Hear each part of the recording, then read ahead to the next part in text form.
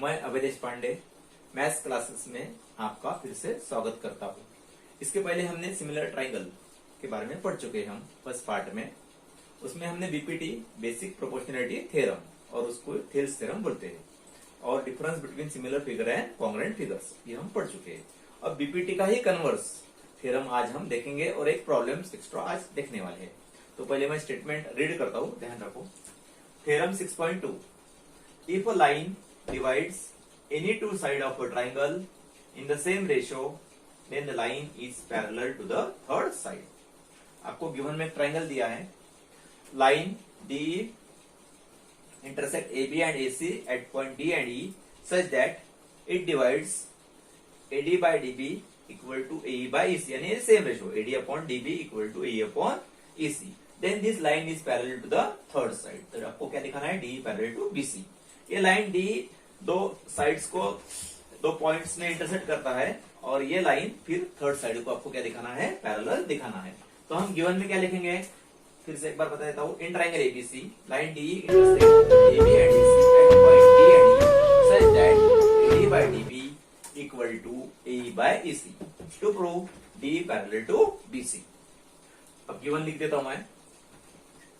In triangle ABC line DE intersect AB and AC at point D and E respectively such that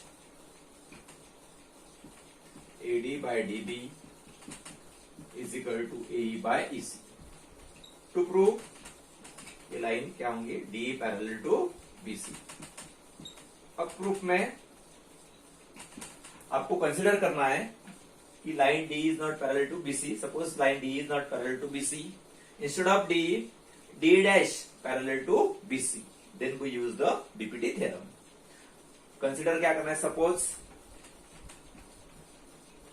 D is not parallel to BC, let D dash parallel to BC.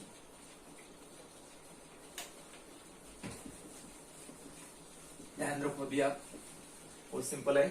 हमने क्या किया, consider D dash parallel to BC.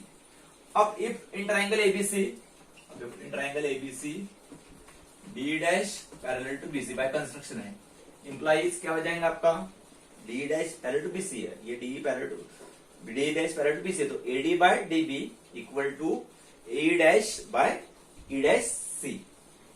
तो AD by DB is equal to E dash by E dash C. इस equation number 1 दो और इसका reason दो by BPT basic proportionality theorem 6.1, theorem 6.1 भी बोल सकते हैं आप। बट गिवन में क्या दिया आपको, but AD by DB is equal to A by EC, ये गिवन है आपका। C2 दे दो इक्वेशन, ये गिवन है। अगर आप ऑब्जर्व करते इक्वेशन 1 और 2 को, अगर आप इक्वेशन 1 और 2 को ऑब्जर्व करते तो AD by DB LHS same है। अगर एलएचएस सेम है तो उनके आरएचएस क्या हो जाएंगे, इक्वल। तो from equation 1 and 2, from equation 1 and 2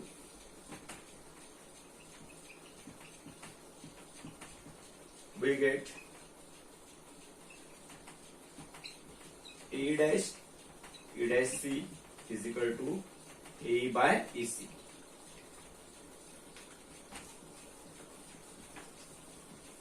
अब एडिंग 1 टू बोथ साइड आपको करना है। जैसे एक आधा x/y ये रैशनल नंबर है, अगर हम इसको ऐड करते हैं तो क्या बन जाएगा, x plus y by y, LCM से x plus y by Y.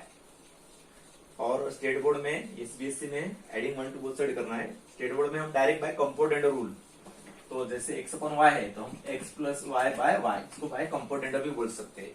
अगर माइनस रहा तो हम उसको बाय डिविडेंड रूल, और प्लस माइनस रहा तो by component and dividend. But आपको यहाँ पे क्या करना है, एडिंग 1 टू बोथ साइड।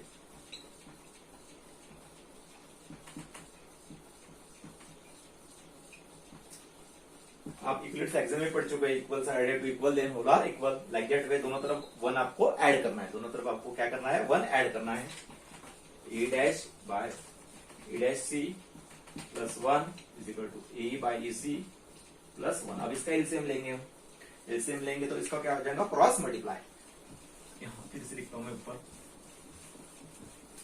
अब क्रॉस मल्टीप्लाई होगा तो क्या होगा, A dash plus E dash C upon E dash C is equal to A plus E C upon E C. अगर आप डायग्राम में ऑब्जर्व करते हैं, डायग्राम में आप देखो ए डैश प्लस ई डैश सी यानी पूरा क्या बन जाता है, ए सी, कोलिनियर है ये। ए डैश प्लस ई डैश सी क्या है, कोलिनियर, इसलिए ए सी बन जाएगा, ए सी अपॉन ई डैश सी। इस साइड में ए प्लस ई सी, फिर से आपका क्या बनेगा, ए सी बाय ए सी। अब यहाँ ए सी बंदर ए सी, ए सी बंदर ए सी, नहीं है, सेगमेंट क्या हो जाएंगे, कैंसल। अब यहाँ क्रॉस मल्टीप्लाई करते हैं तो E dash C is equal to E C is equal to E dash C. अब ई सी और ई डैश सी दोनों इक्वल दिख रहे हैं आपको इसमें, ई सी और ई डैश सी इक्वल दिख रहे हैं। ये कब हो सकता है, when it is possible when e and e dash must be coincide, they are not different, they are the same। ठीक है, वो दोनों ही एक ही है, इसका मतलब दोनों अलग नहीं है। This is possible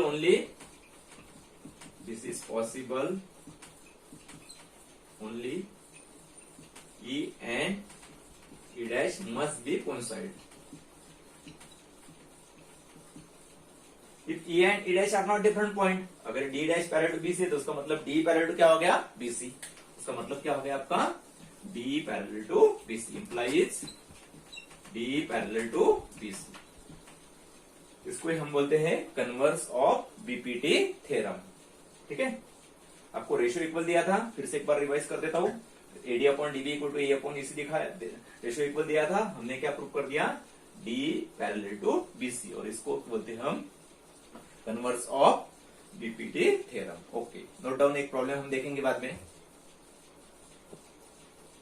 now consider one example. If a line intersect side AB and AC of triangle ABC at D and E respectively parallel to BC, prove that AD upon DB equal to AE by EC। ये questions कभी कभी state board में theorem करके भी proof में आता है, और सॉल्यूशन भी आप कर सकते हैं सीबीएसई में। तो आपको क्या प्रूफ करना है, AD upon AB is equal to AE upon AC, AD upon AB is equal to A upon AC। Okay, यहाँ ऐसा कर, AD upon AB is equal to A upon AC। अब सॉल्यूशन में हम लेंगे in triangle ABC,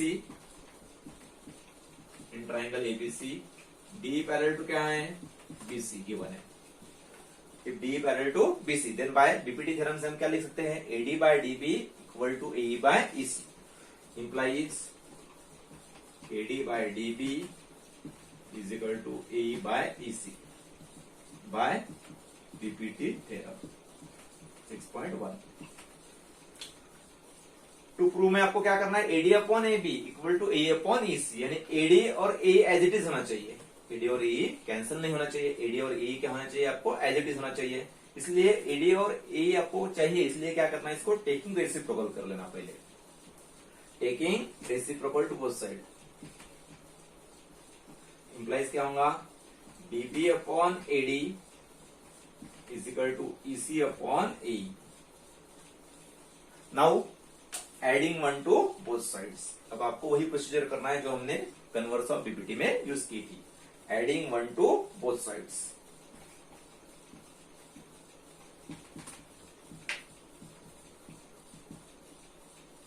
adding one to both sides. BPT theorem के साथ कभी कभी ये भी आ जाता है,